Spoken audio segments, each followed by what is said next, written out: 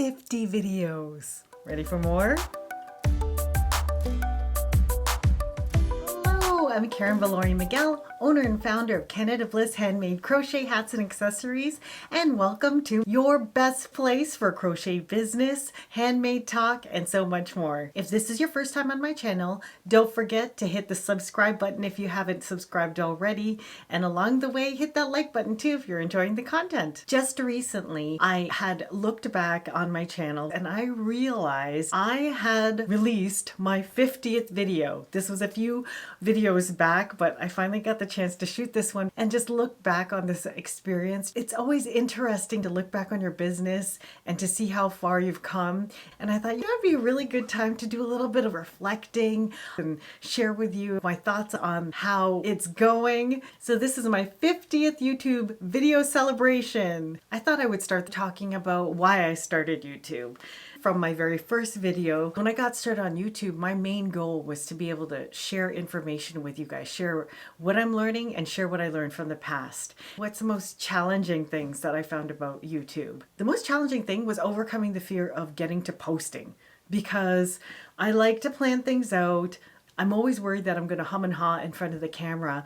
And I have, to this day, I still have like this I'm going to tape anxiety. And I work it out of my system by setting up all of my equipment, getting my energy going. I'll sing to myself while I'm doing my makeup so then I can get my vocal cords used to speaking. And I have my notes before I've tried teleprompters and they just don't work for me. So the way I've got my shooting down right now, this is the way I'm doing it for now. But the preparation and getting the video ready with all the equipment and everything, I still find it a little bit nerve-wracking. But I've got some cool new equipment now.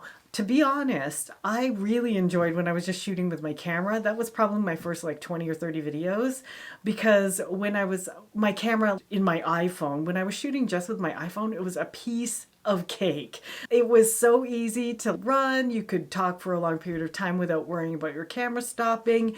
The battery was awesome. You just had to make sure you had enough memory. But with my iPhone, I found that it was hard to get really awesome image quality. So that's the drawback if you're shooting with your phone. But honestly, I probably got to my first 1,500 subscribers with just shooting on my iPhone. And then recently I upgraded so that I could get a better lens. And this lens I can also use for product shots too. So I'm super duper happy with that because I can use it both for my product-based business as well as for my YouTube channel. The other thing I found challenging, and this is still a work in progress too, is scheduling. And isn't that always people's challenge? Figuring out where they're going to put everything. Like for me, when I try and schedule things, or even when I try a productivity habit, I always try and group it with other things that I'm doing. So I'm not getting up, sitting down, changing the layout, changing the equipment and all that sort of thing. So when I'm working on my social media stuff or my customer service or my orders, I make sure it's like a desk admin day where I'm just mostly at my computer and I don't have to do makeup. I don't have to do my hair. Right now I do that mostly on Wednesdays or Fridays, or if I've scheduled calls that I have to do, then I'll do those on my desk days. And then scheduling, and if I'm going to film, sometimes it doesn't always work out because we'll have dental appointments for my kids and everything, and they're still at home learning. I try and shoot between Saturday and Monday, Tuesday, and then really edit on Tuesday and Wednesday, and then take care of a lot of my other business stuff, like product-based business stuff, Thursday, Friday, meeting with vendors, getting supplies and all that sort of thing. So Thursdays and Fridays are desk quasi business. I leave those days open to do other stuff.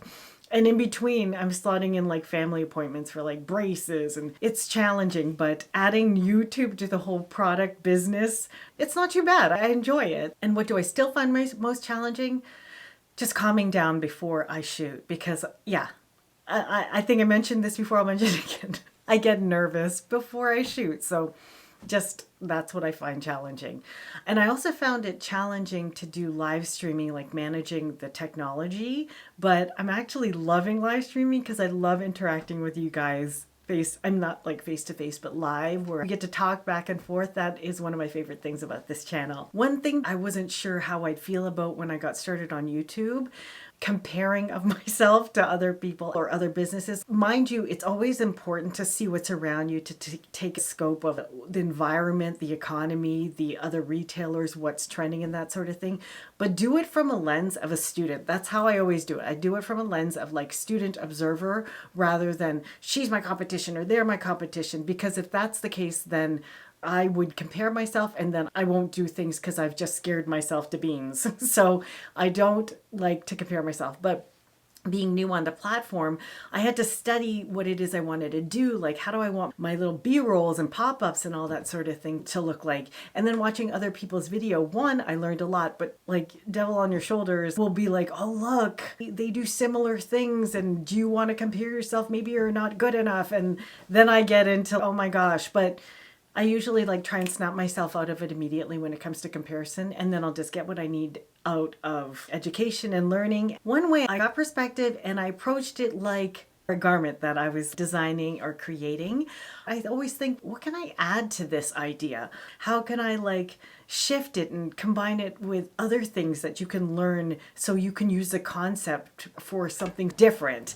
And that's pretty much what I do with my YouTube ideas, and then try not to compare myself with others. One thing I didn't anticipate would happen with YouTube is that I would make real YouTube friends, people who are doing the same thing, other hand makers who are like killing it in their own industry, other crocheters in different kinds of aspects of the business. I really learned a lot about the different other ways that people are doing so fantastically well in the crochet industry, not just making product. I think these people are incredible and amazing, and I just love that crochet has actually become an industry, like a really cool industry to be in. So that's one thing I've discovered that like I was surprised by being involved in YouTube. Other things that I found interesting too is because I went from like school board, like public sector, to like retail world, where like retail can be pretty cutthroat. You meet the artisan sides, but you also meet the business people, and things can seem competitive when you're in that side of the industry. And in YouTube, I didn't know what to expect from that. So once I started meeting people in YouTube, like other YouTubers, other artisans and that sort of thing, I was just taken aback by how friendly and community oriented everybody is. It's amazing. YouTube has turned me into a lifelong learner. You guys are so good at telling me about all these new things that are out there in the actual crochet world. The technology in crochet hooks alone has grown and grown over the time that I've been working on my business. I've never bothered changing hooks. I went out, bought these different crochet hooks you probably have already been using, but for me it's like kind of like, wow. They invented this.